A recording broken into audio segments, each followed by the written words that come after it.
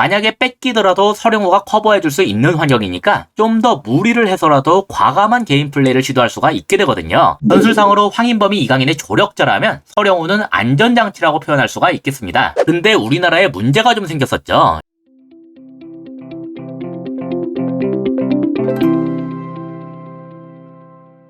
안녕하세요. 축구 보는 기자 축복입니다. 어제 우리나라가 요르단과 2대2로 비겼는데요. 과정과 결과에 있어서 아쉬운 점이 꽤나 보였던 경기였는데 오늘은 이 경기에서 나타난 클린스만 감독의 의도에 대해 다뤄봤습니다. 한 가지 미리 말씀드리고 싶은 게 이 영상에서 저는 감독의 전술을 분석할 뿐이지 그런 감독의 의도가 옳은지 그른지에 대해서는 보시는 분들의 판단에 맡길 거예요. 먼저 우리나라는 4-2-3-1 포메이션으로 소개되는데요. 여기에서 먼저 주목할 포인트는 우리나라의 중원 구성입니다. 왼쪽에 박용호가 나왔고 오른쪽에 황인범이 나왔죠. 여기에서 공격을 할 때 사실상 황인범이 쭉 하고 올라가면서 4-3-3 내지는 4-1-4-1처럼 보이는 형태로 바뀌는데요. 황인범이 오른쪽에서 올라가기 때문에 자연스럽게 공미인 손흥민은 왼쪽으로 이동하게 되는 식입니다. 그래서 경기 장면을 보시면 이러한 포지셔닝을 매우 자주 확인할 수가 있었어요. 일단 박용호가 혼자 수비형 미드필더 자리에 위치하고 이강인이 오른쪽 가장 측면에 위치하면서 우측 중미인 황인범이 중앙과 측면 사이의 공간쯤에 위치하는 이런 식의 모습인데요. 왜 이걸 주목할 포인트로 짚었냐면 이런 배치 자체가 이강인이 중앙에서 활동할 수 있도록 만든 클린스만 감독의 의도가 담긴 것이기 때문입니다. 보시다시피 지금은 이강인이 가장 측면에 위치한 상태죠. 측면은 중앙에 비해서 상대의 압박이 덜한 공간이에요. 그래서 볼을 잡는 것 자체는 편안한 위치인데요. 문제는 중앙에 비해서 기회를 창출하는 것도 제한이 되는 곳이란 겁니다. 그래서 클린스만 감독은 이강인이 중앙으로 들어올 수 있게 만드는 것을 상당히 우선적인 목표로 삼고 있는 중인데요. 하지만 이 상태에서 이강인이 중앙으로 들어온다면 우리나라는 측면 전방을 먹어줄 선수가 아무도 없게 되겠죠. 여기에서 황인범의 움직임이 포인트였어요. 황인범이 이강인을 대신해서 측면을 맡아주는 역할을 맡아줬거든요. 경기 장면에서 이런 식으로 나왔는데요. 지금은 이강인이 윙어답게 가장 측면에서 볼을 잡고 있는 중입니다. 반면에 황인범은 중미답게 그보다 약간 아래에 위치하는 중이죠. 동시에 득점을 노릴 수 있는 자원인 손흥민과 조규성은 마치 투톱처럼 모두 중앙에 위치하고 있는데요. 이강인은 왼발잡이이기 때문에 그걸 살리려면 결국 몸을 중앙으로 틀어야 됩니다. 하지만 이러면서 우리나라는 오른쪽 측면 전방을 먹어줄 선수가 없어지게 됐죠. 이러면 이강인 입장에서도 패스를 찌를 루트가 한정되기 때문에 좋은 공격 기회를 만들기가 어려워집니다. 그래서 황인범이 이런 상황에서는 이강인을 대신해서 이런 식으로 측면으로 올라갔고 비록 이 장면에서 그게 활용이 되진 않았지만 직후 상황을 보면 황인범이 그러한 움직임을 가져가기 때문에 이강인이 중미처럼 위치하고 황인범이 윙어처럼 위치하는 모습이 됐던 걸 확인할 수가 있었어요.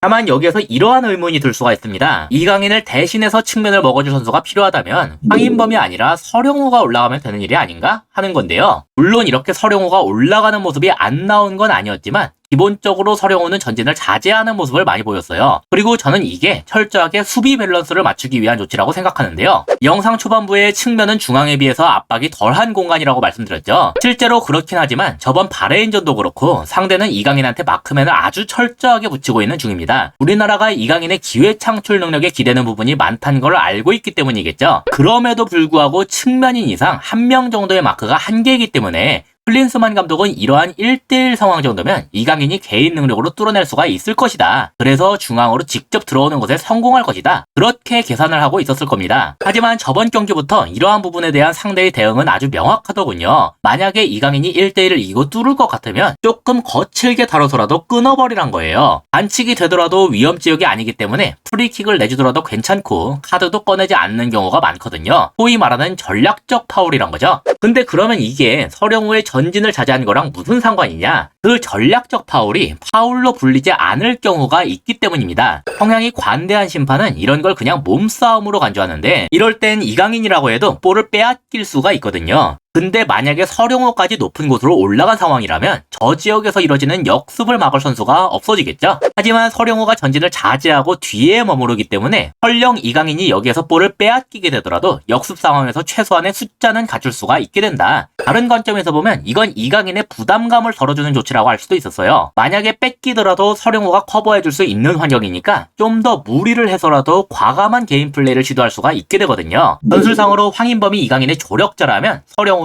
안전장치라고 표현할 수가 있겠습니다. 근데 우리나라에 문제가 좀 생겼었죠. 일단 우리나라가 두 골을 먹혔고 왼쪽 풀백인 이기재는 햄스트링 부상으로 이탈하게 됐어요. 그래서 선수 교체를 하면서 전술 변화까지 가져갔는데요. 바뀐 포인트들을 짚자면 이렇습니다. 먼저 뜬금없이 손흥민의 위치가 바뀌었는데 손흥민이 이 시점부터 왼쪽 윙어로 가고 이재성이 중앙으로 들어왔어요. 실제로 이강인의 조력자와 안전장치에 해당하는 황인범과 서령호의 위치가 모두 바뀌었습니다. 황인범은 박용호를 대신해서 수비형 미드필더 역할을 겸했고 서령호는 이기재를 대신해서 왼쪽 풀백 자리로 이동했죠. 대신에 오른쪽엔 김태환이 들어갔는데요. 이것들이 의미하는 바는 간단합니다. 일단 이강인이 지금까진 측면에 있다가 중앙으로 볼을 몰고 직접 들어와야 됐는데 이제부터는 아예 처음부터 중앙에서 볼을 잡게 만들겠다는 것이었어요. 아마 이강인이 중앙으로 몰고 들어오는 작업부터가 힘겨웠던 점과 중앙에서의 볼 연기가 답답했다는 이유가 작용했겠죠. 대신에 지금까지는 안전장치로 쓰던 우풀백이 거의 윙어처럼 올라가면서 이강인을 대신해 측면 공격을 담당했습니다. 이로 인해서 우측에서는 안전장치가 사라지게 되긴 했지만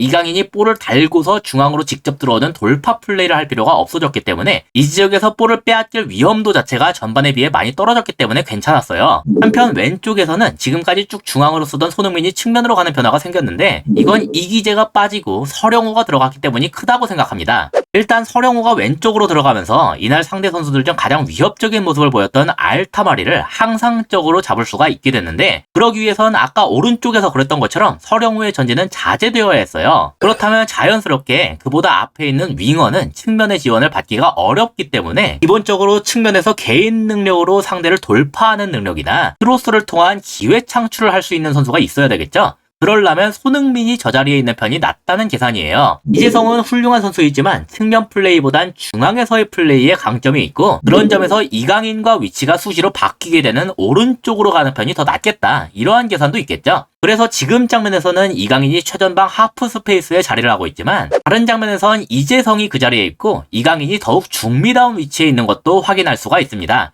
측면은 김태환이 계속해서 맡아주고 있기 때문에 전반과 다르게 이재성이 측면으로 빠져서 침투한다거나 이강인이 측면에서 중앙으로 돌파를 해야 된다거나 그러한 식의 움직임은 취할 필요성이 떨어지게 됐죠. 그래서 공격 시에 선수들을 이와 같은 위치에 배치함으로써 2-3-5 형태의 공격 작업을 이어가게 됐다. 그렇게 정리할 수가 있겠습니다. 형태 자체보다는 각자 위치의 선수들의 장점들이 무엇인지가 중요하다고 할 수 있겠죠. 이렇게 클린스만 감독의 전술적인 의도가 어땠는지와 교체를 통해서 얻고자 했던 효과가 무엇이었는지에 대해 다뤄봤는데요. 처음에 말씀드렸던 것처럼 이러한 감독의 의도에 대한 평가는 보시는 시청자분들께서 내리기에 따라 달라질 수 있습니다. 저 개인적으로도 아쉬운 포인트들이 있었는데 이러한 점은 다음 영상에서 다룰 수가 있을 것 같네요. 이상으로 오늘의 영상을 마치도록 하겠습니다. 시청해주셔서 감사합니다.